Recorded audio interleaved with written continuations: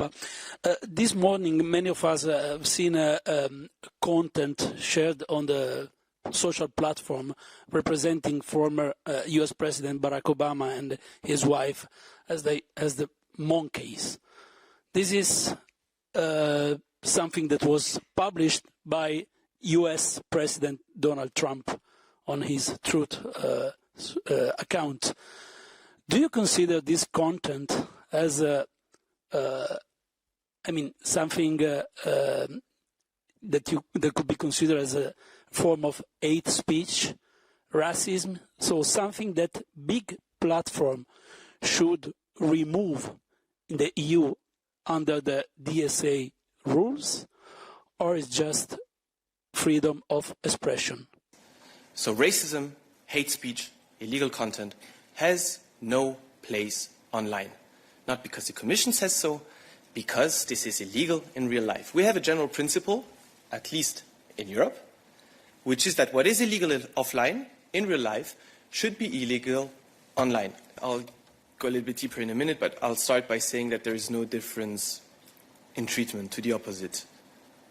We take facts like they come to us, we take the platforms and the risks they pose exactly in the order and how they come to us, and we address all these risks. You're mentioning X. First request for information was for X. First investigation was for X. First preliminary findings were for X. First fine was for X.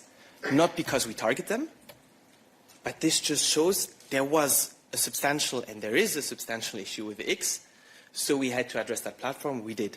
We are doing the investigations in parallel with all of them, be it Asian platforms, be it American platforms, or be it European platforms, because let's not forget that a third of the investigations that are ongoing are against European platforms. I wanted to ask if the Commission has any specific comment on the messages from Elon Musk and Pavel Durov via Telegram this week to the Spanish Prime Minister Pedro Sánchez. Elon Musk, for example, said that Sánchez is a fascist. Does the Commission condemn these messages? Thank you. Thank you. Full solidarity to the Spanish Prime Minister. We, of course, condemn any attacks on the leaders of our member states. Again, we stand in full solidarity with them. We even support with what we're doing here with the Digital Services Act. We support actions that are being taken at national level to hold these platforms accountable. Now, of course, again, we have the DSA and its harmonizing effect that is of key importance and that needs to be respected. And actually, Prime Minister Viktor Orbán published on Wednesday a deepfake which portrays President von der Leyen and Hungarian opposition leader Péter Magyar, and the content and the context is that von der Leyen demanded that Péter Magyar wins the elections and then sends Hungarian public money to Ukraine. Do you feel that this deepfake, which is actually still online, is a violation? And how do you feel about the content? Recall what I said previously. When we're speaking about respect, acting in a reasonable way, and not spreading disinformation, this of course applies also to leaders within the European Union and to our member states. Now, when it comes to that specific content, I mean, platforms also have an obligation beyond the fact that, of course, EU leaders and users should be responsible. What we're doing with the DSA is to look at how potentially a platform may be amplifying such type of content, which would also be not acceptable. So no specific comments beyond what I said on the individual content. We, of course, take it from a platform's perspective, but we ask, of course, and we expect from EU leaders to treat everyone with respect and to post in a reasonable way and not to spread disinformation. Earlier this week, French President Emmanuel Macron sent his diplomatic advisor Emmanuel Bon to a discreet trip to Moscow to speak directly with the Kremlin. I know President von der Leyen met with Macron yesterday in Paris. So did they discuss this topic? Does the president support support this re-engagement despite the fact that there is no unanimity between member states and the common position remains diplomatic isolation? So, no, this was not a topic discussed yesterday at the meeting between President von der Leyen and President Macron, but yes, there had been contacts regarding this visit by a representative of the French government. And as I've also had the opportunity to already say in this room a while ago, at some point there will have to be a contact with President Putin. And we would like it to be sooner rather than later if the conditions are met. But the issue is that pretty much we're not seeing any signals of willingness to really come to a deal, to really come to peace in Ukraine. So this needs to be taken into consideration when we're speaking about direct discussions with President Putin.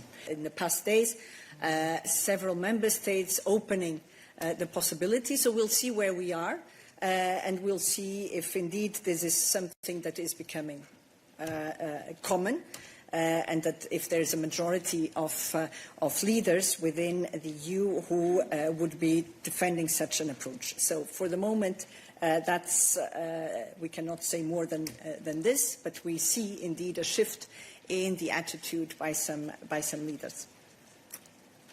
Yes.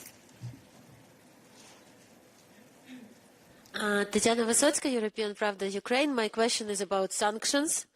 U.S. Treasury Secretary Scott Bessent said yesterday that any further U.S. sanctions against Russia, including Shadow Fleet, are dependent on the peace talks.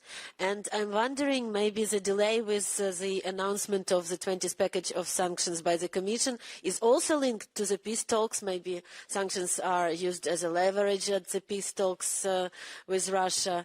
Can you comment on that? And also, HRVP Kallas said that the goal is to adopt the sanctions before 24th of February to the anniversary of the full-scale aggression against Ukraine.